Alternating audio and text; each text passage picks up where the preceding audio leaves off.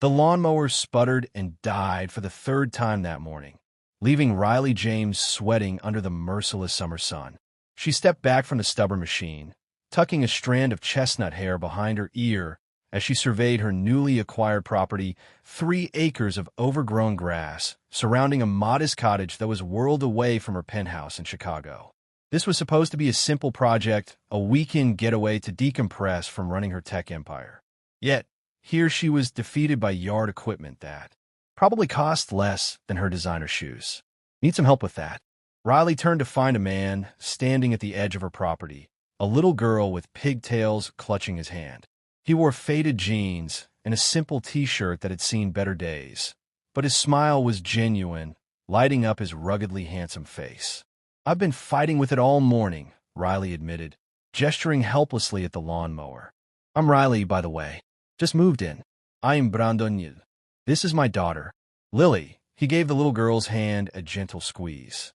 "Say hello, sweetheart." "Hello," Lily said, shy, partially hiding behind her father's leg. She couldn't have been more than 6 with the same warm brown eyes as her father. "We live just down the road," Brandon explained. "Saw you struggling from our driveway. Mind if I take a look?" Riley stepped aside gratefully. "Please, I'm starting to think it might be possessed." Brandon chuckled, kneeling beside the lawnmower.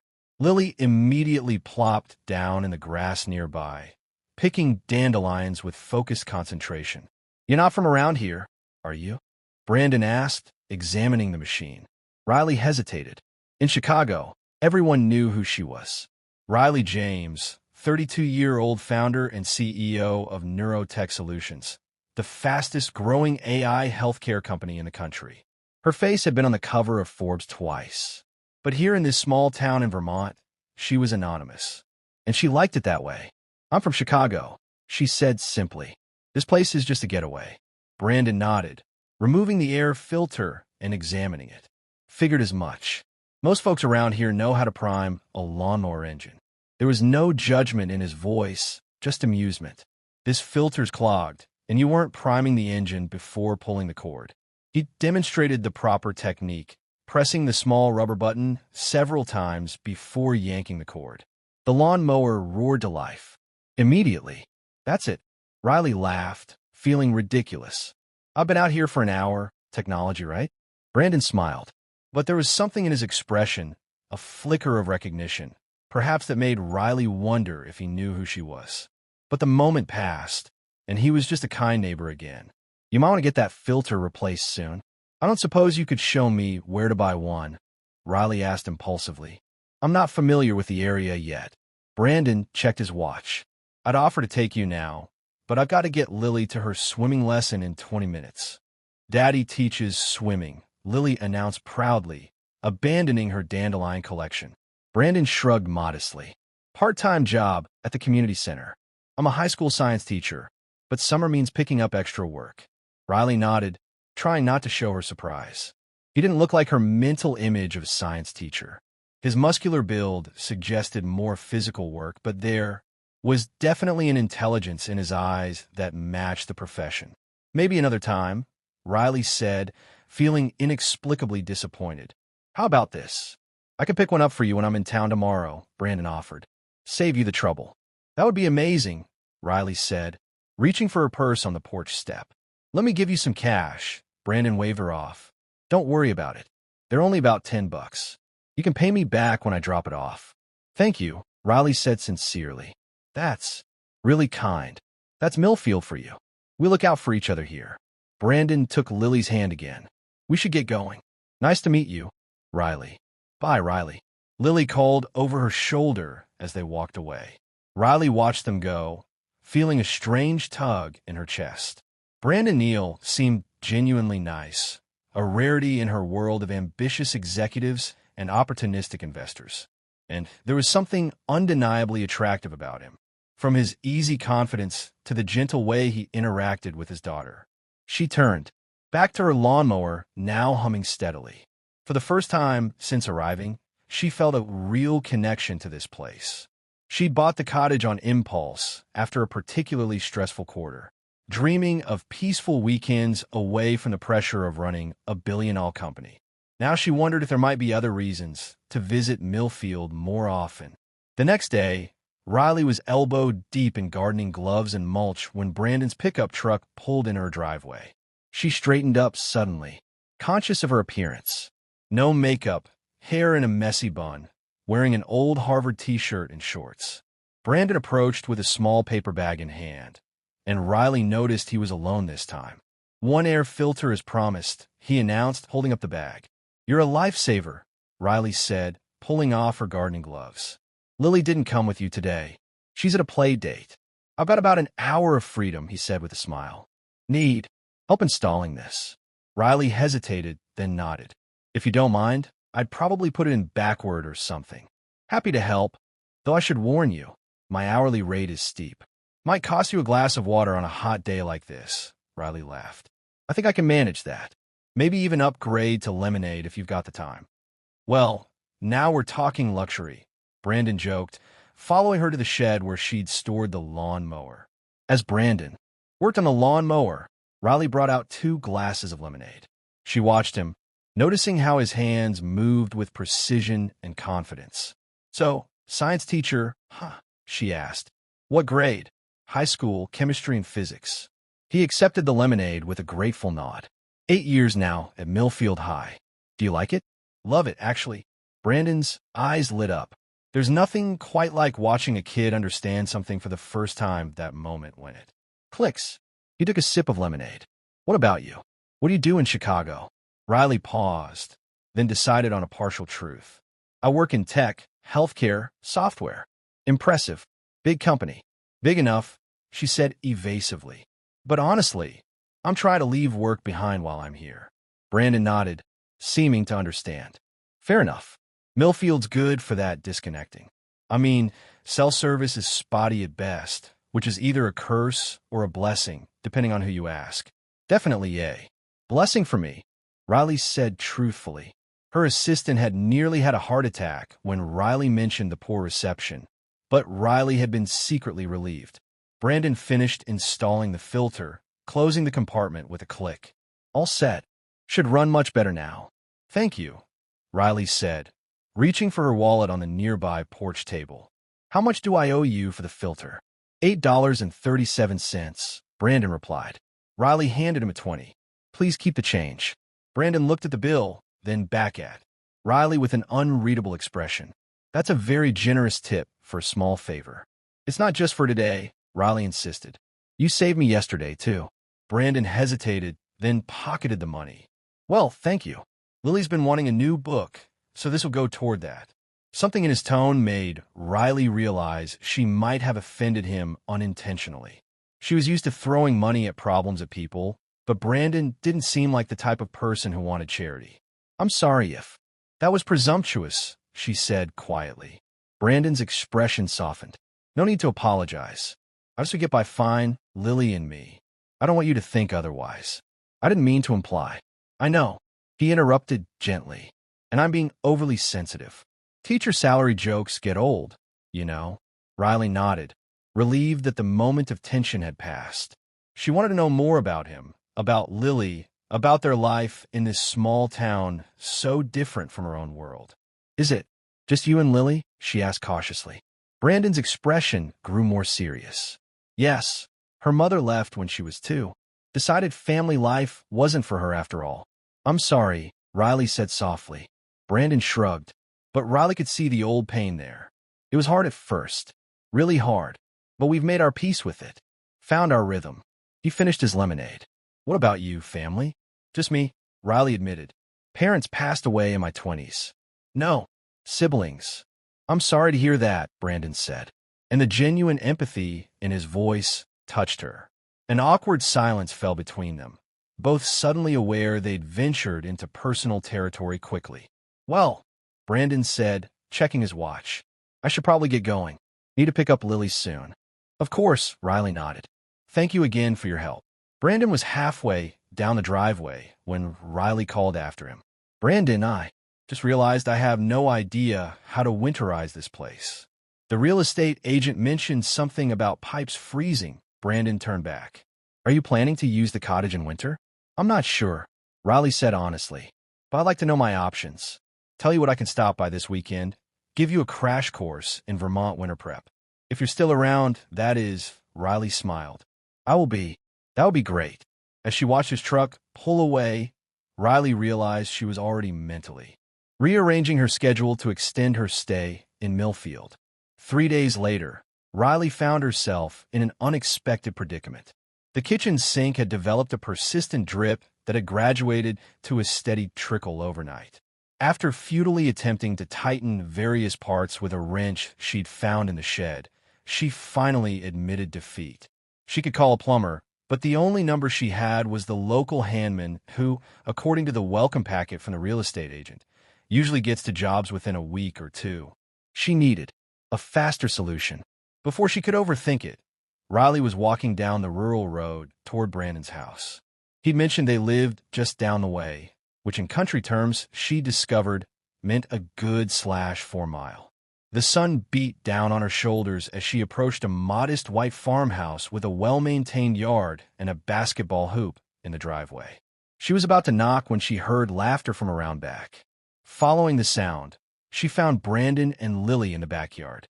Brandon was helping his daughter build what appeared to be a model volcano, both of them covered in plaster and laughing as it refused to hold its shape. "No, Daddy, the top has to be pointier," Lily was saying, gesturing dramatically with hands covered in white paste.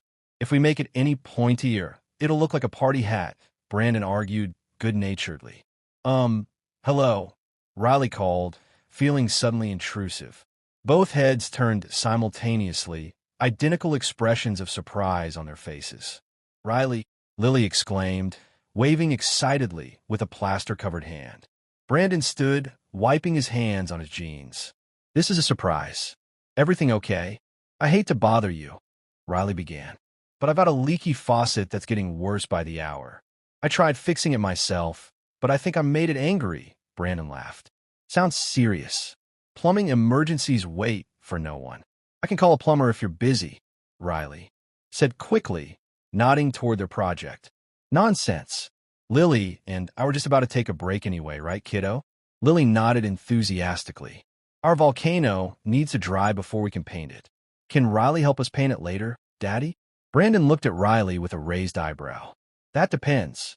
How are your artistic skills?"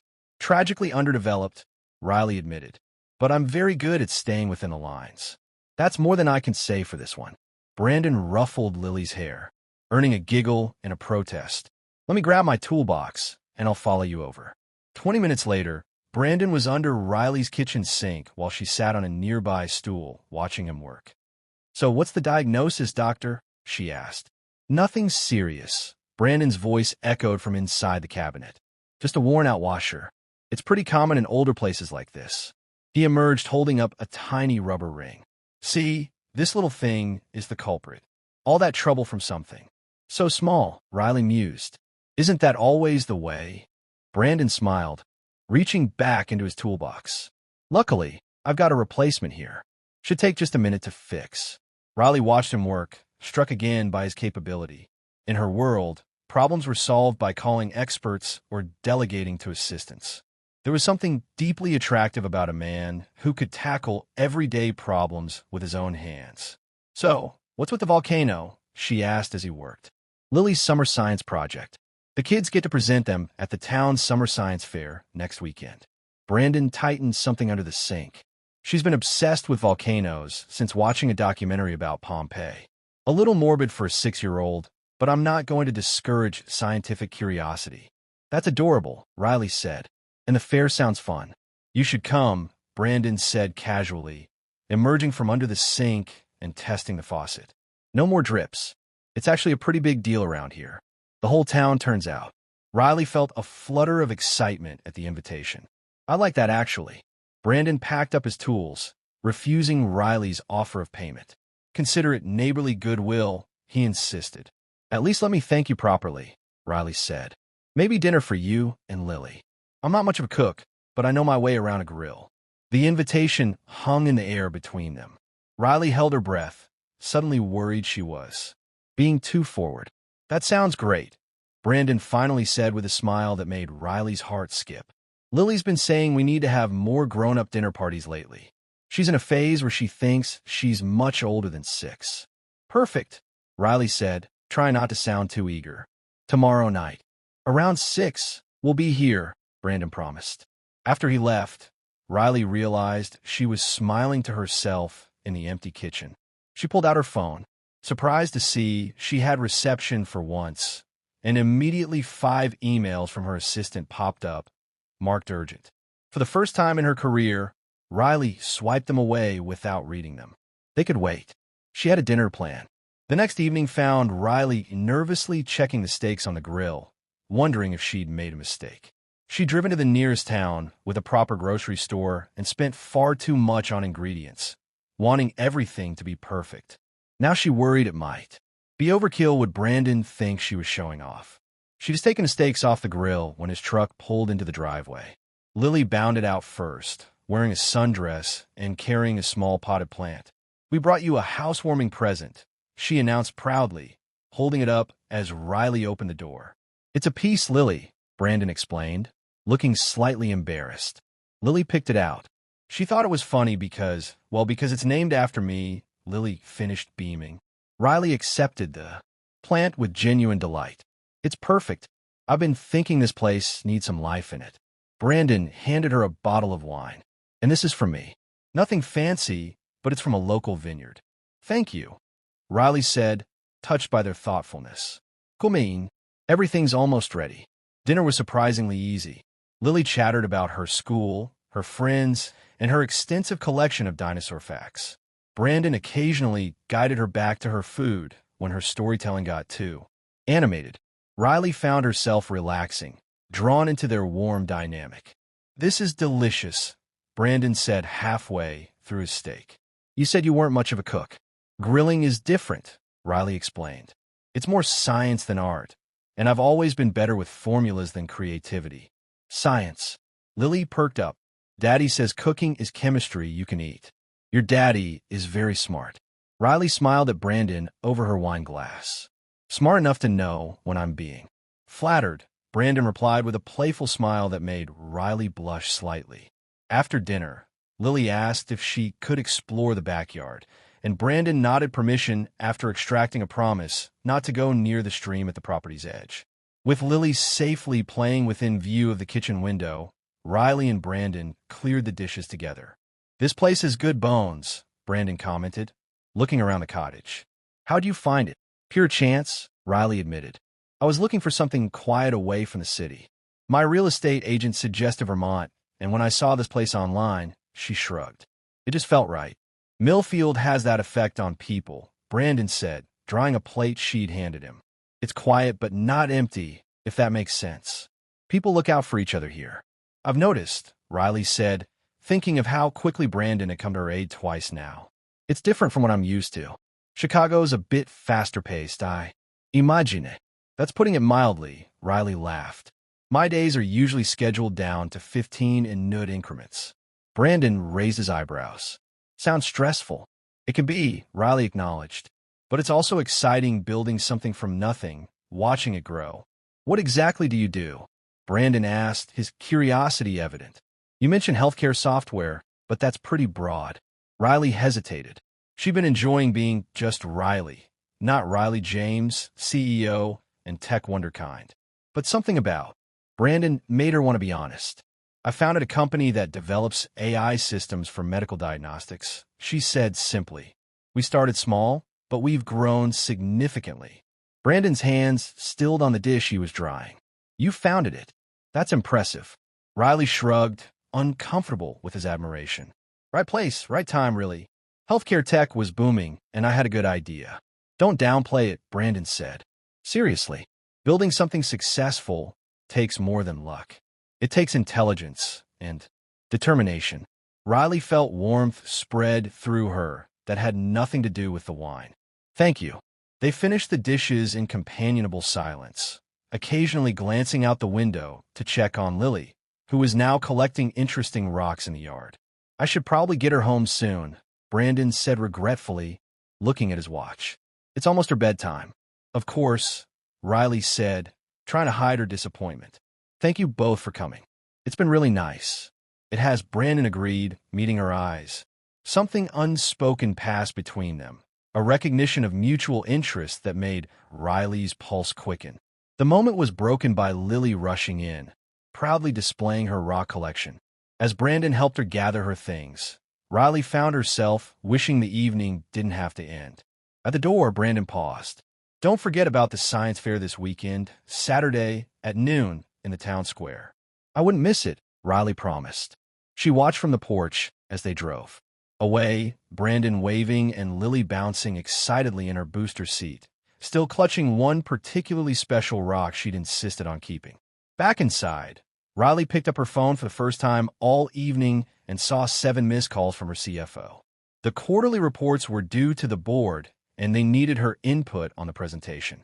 With a sigh, she realized she'd have to head back to Chicago sooner than planned. But as she made the call to her assistant to arrange her return, she found herself already planning her next trip to Millfield. And this time, she wouldn't be waiting for something to break before seeing Brandon again. True to her word, Riley returned to Millfield for the science fair that Saturday. She'd spent 3 intense days in Chicago, working around the clock to finalize the quarterly presentation and delegate responsibilities so she could escape again. Her executive team had been surprised Riley typically worked through weekends, but she'd been adamant about keeping her commitment. The town square was transformed with colorful tints and tables displaying children's science projects. Riley spotted Brandon and Lily immediately standing proudly beside their now-painted volcano. Lily wore a lab coat that was several sizes too big, clearly borrowed from her father with the sleeves rolled up multiple times. "Riley," Lily shouted when she spotted her, waving frantically. "You came. I promised I would," Riley said, approaching their table. The volcano had been painted in impressive detail, with realistic-looking lava flows painted in bright orange and red. "Wow, this looks amazing." "Daddy helped with the painting," Lily admitted. "But I did the lava all by myself." "She's being modest," Brandon said, placing a hand on his daughter's shoulder. "She did most of the painting. I just helped with some of the details." Riley noticed that Brandon looked particularly handsome today, in a button-down shirt instead of his usual T-shirt, his hair slightly neater than normal. Had he made an effort for her? The thought made her smile. "So, do we get a demonstration?" Riley asked Lily. The little girl's face lit up. "Yes, we're doing it at 1 o'clock when the judges come around. It's going to explode." She emphasized this with dramatic hand gestures. "Not literally explode," Brandon clarified quickly. "Just a controlled reaction with baking soda and vinegar. Very safe." "I wouldn't miss it," Riley promised. As they waited for the judging to begin, Brandon offered to show Riley around the fair. With Lily safely supervised by another parent manning the table next to theirs, Brandon and Riley wandered through the displays. "This is quite an event," Riley commented, impressed by the community turnout. "I wasn't expecting so many people." "Millfield takes its science education seriously," Brandon explained, his pride evident. "We might be small, but we've sent kids to MIT and Caltech. The school board actually prioritizes STEM funding, which is rare for a rural district." "That's amazing," Riley said sincerely. "And I'm guessing you've had something to do with that." Brandon shrugged modestly. "I might have advocated for a bit." As they walked, several people greeted Brandon warmly, many introducing themselves to Riley with curious glances. She realized that her presence with Brandon was likely causing some local speculation. "I think I'm becoming the subject of town gossip," Riley murmured. After a particularly obvious exchange of looks between 2 older women, Brandon chuckled. "Welcome to small-town life. Nothing stays private for long." "Does that bother you?" Riley asked, suddenly concerned. Brandon looked at her thoughtfully. "That people might think we're something." "No." "Does it bother you?" Riley felt her cheeks warm. "No, not at all." They shared a smile, and Riley felt that same connection she'd experienced in her kitchen days before pulled toward this man that was becoming increasingly difficult to ignore. They returned to Lily's table just as the judges approached. Lily's demonstration went perfectly, with foaming lava cascading down the volcano's sides to enthusiastic applause. The judges seemed impressed, and Lily was beaming with pride. "That was perfect, sweetheart." Brandon hugged his daughter after the judges moved on. Do you think I'll win? Lily asked anxiously. I think you did an amazing job, Brandon answered diplomatically. Whatever happens, I'm incredibly proud of you. Riley watched their interaction with a lump in her throat. There is something so genuine about their relationship, a solid foundation of love and support that Riley had rarely witnessed. Her own father, while loving, had been distant, a busy surgeon who'd shown his affection through providing for her rather than presence. Brandon's dedication to his daughter was beautiful to witness. The rest of the afternoon passed in a blur of science demonstrations, local food, and easy conversation.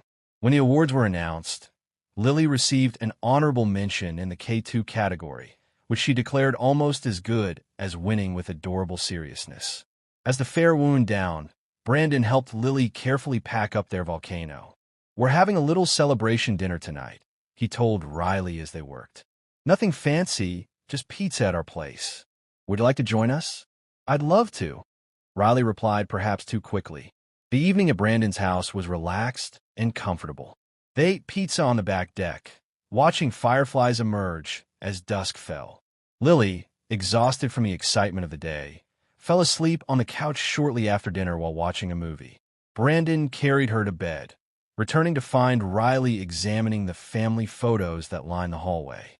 She's growing up so fast, Riley commented, pointing to a picture of a toddler-aged Lily. Too fast, Brandon agreed, standing close enough that Riley could smell his cologne. Sometimes I wish I could slow it all down. You're doing an amazing job with her, Riley said sincerely. Brandon looked at her, his expression softening. Thank you. That means a lot. They moved to the deck where Brandon opened another bottle of wine. The night was warm, stars emerging in the clear Vermont sky. So, Brandon said after they'd been sitting in comfortable silence, when do you have to go back to Chicago? The question hung between them heavy with implications. Tomorrow, Riley admitted reluctantly. I have meetings I can't miss on Monday. Brandon nodded, trying to hide his disappointment. Will you be back to the cottage? Riley looked at him, deciding to be honest. I came back this weekend specifically to see you and Lily at the science fair. I rearranged meetings and worked through the night to make it happen. Brandon's eyes widened slightly. You did? I did, Riley confirmed. And I'd like to come back next weekend, too, if that's not too forward. Brandon set down his wine glass and turned to face her fully. Riley, I need to be clear about something. I'm a package deal. Lily is my priority always, and my life here is, well, it's not glamorous. I teach science to teenagers, coach swimming in the summer, and worry about things like property taxes and college funds. I know all that, Riley said softly. And you should know that I Googled you, Brandon admitted after you mentioned founding a medical AI company. Riley James of New Rock Solutions, Forbes 30 under 30 net worth. He trailed off. Does that change things? Riley asked, suddenly nervous. Brandon was quiet for a moment. It should, shouldn't it? We're from completely different worlds. You run a billion-dollar company. I grade lab reports and make sure my daughter eats her vegetables and fix lawnmowers for strangers, Riley added with a small smile. That too, Brandon acknowledged with a chuckle. Brandon, I've spent the last decade building something I'm proud of, Riley said carefully. But success isn't just about money. It's about living a life that feels meaningful. And the truth is, I've been lonely. I come home to an empty penthouse every night. I have colleagues, not friends. The last few weeks here getting to know you and Lily. It's the most connected I've felt to anyone in years. Brandon reached across the space between them and took her hand. I felt it too. Riley's heart raced at his touch. So what do we do about it? Well, Brandon said thoughtfully, I think we acknowledge that this is complicated but worth exploring. I have a life here that I love and won't uproot. You have commitments in Chicago. I can work remotely more often, Riley said immediately. My team is capable, and I've been thinking of opening a satellite office in Burlington anyway. Brandon raised an eyebrow. That's awfully convenient timing. Riley blushed. Maybe I've been thinking about it since I met a certain science teacher. Brandon smiled, squeezing her hand. Let's take it one step at a time. See where this goes without putting too much pressure on it. I like that, Riley agreed. Brandon leaned forward slowly, giving her time to pull away if she wanted. Instead, Riley met him halfway, their lips meeting in a soft, tentative kiss that quickly deepened. When they finally pulled apart, both were slightly breathless. "I've wanted to do that since I saw you fighting with that lawnmower," Brandon admitted. Riley laughed. "Not my finest moment." "I disagree. You looked determined and frustrated and absolutely beautiful." "Charmer," Riley accused lightly. Brandon shrugged, unapologetic. "Just honest."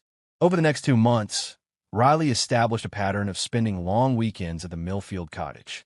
She rearranged her schedule to allow for remote work on Fridays and Mondays, giving her 4-day stretches in Vermont. Her executive team had adjusted surprisingly well to her new arrangement, especially after she'd explained the situation. Minus the personal details, Brandon and Lily became fixtures in her Millfield life. They hiked local trails, visited the farmer's market, and spent lazy Sunday afternoons reading on Riley's porch. Brandon and Riley's relationship deepened, their different backgrounds becoming less important as they discovered shared values and complementary perspectives. Lily had taken to Riley immediately, especially after learning that Riley's company made robot doctors, as she called them. The little girl now proudly told anyone who would listen that her daddy's girlfriend makes robots that help sick people. The term girlfriend had first appeared 3 weeks into their relationship during a community barbecue where introductions had become necessary. Brandon had glanced at Riley questioningly, and she nodded with a smile. It felt right. It was a crisp fall evening when Riley found herself sitting on Brandon's porch swing, watching him rake leaves in the front yard. Lily was inside working on homework under the supervision of Mrs. Porter, their elderly neighbor who occasionally babysat. "You know," Riley called out, "I could hire someone to do that." Brandon looked up, leaning on his rake. "Where's the fun in that? Besides, this is good exercise." Riley smiled, wrapping her sweater tighter around herself. She'd learned that Brandon had a strong, independent streak. He wasn't uncomfortable with her wealth exactly, but he preferred to do things himself when possible. "I had an interesting call with my board yesterday," Riley said as Brandon collected another pile of leaves. "Oh," he prompted, not looking up from his task. "They're supportive of my plan to open the Burlington office. Construction starts next month." Brandon straightened, studying her face. "That's great news. Congratulations." "There's more," Riley continued, her heart racing slightly. "They've agreed to my restructuring proposal. I'm promoting my COO to President of Operations, which will reduce my day-to-day responsibilities significantly." Brandon set down his rake and walked over to the porch, sitting beside her on the swing. "That sounds like a big change. Are you sure it's what you want?" Riley nodded. "I founded Neurotech to make a difference in healthcare. The company's doing that now, with or without me micromanaging every decision. I've realized I want more balance in my life. And this decision," Brandon said carefully, "it doesn't have anything to do with us, does it?" Riley turned to face him. "It has everything to do with us, but not in the way you might think. Being with you and Lily these past months has shown me what I've been missing. I'm not stepping back because I think it's what you want or because I feel I have to choose. I'm doing it because I want both a meaningful career and a meaningful personal life." Brandon was quiet for a moment, processing her words. "What exactly are you saying, Riley?" "I'm saying I found a house for sale here in Millfield." Riley held his gaze steadily. "It's about halfway between your place and the cottage. 3 bedrooms, big backyard, good school. District, though I suppose you already know that." Brandon's eyes widened. "You want to move here permanently?" "I'd split my time between here and Chicago, at least at first," Riley clarified. "But yes, I want to make this my home base. I want to be here with you and Lily, if that's something you'd want too." Brandon's expression softened into a smile. "You know, when I helped you with that lawnmower, I never imagined we'd end up here. Is that a yes?" Riley pressed, suddenly nervous. Instead of answering directly, Brandon pulled her close and kissed her deeply. "It's an absolutely," he whispered against her lips. 6 months later, Riley stood in the kitchen of her new home, their home, watching through the window as Brandon taught Lily how to plant tulip bulbs in the garden. The fall air was crisp, promising the first frost soon. Her phone buzzed with an email from her assistant. The quarterly reports showed another record-breaking period for neurotech. Riley smiled, setting the phone aside without responding immediately. The reports would still be there after dinner. Brandon looked up and caught her watching them, giving her a wave and a smile that still made her heart skip. He said something to Lily, who immediately abandoned her gardening tools and ran toward the house. "Riley," she called, bursting through the door with excitement.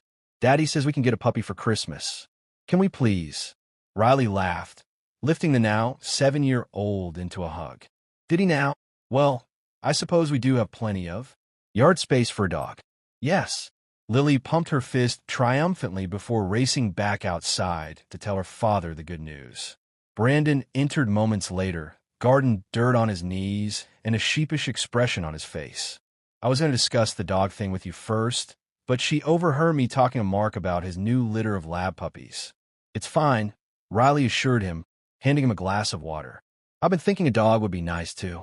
Have I told you lately that you're amazing?" Brandon asked, setting down the water to wrap his arms around her waist. "Not since this morning," Riley teased. "Well, you are," Brandon said. "Seriously. Thank you for appending your life for us." "I didn't append it," Riley corrected gently. "I completed it."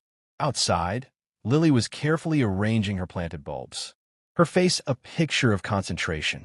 Inside, in the warmth of their kitchen, Riley and Brandon held each other, marveling at how a chance encounter with a stubborn lawnmower had led them exactly where they needed to be. And Riley silently thanked herself for creating all those flimsy excuses to see the kind-hearted science teacher again, from lawnmower problems to leaky faucets, never imagining he'd become the most valuable part of her life.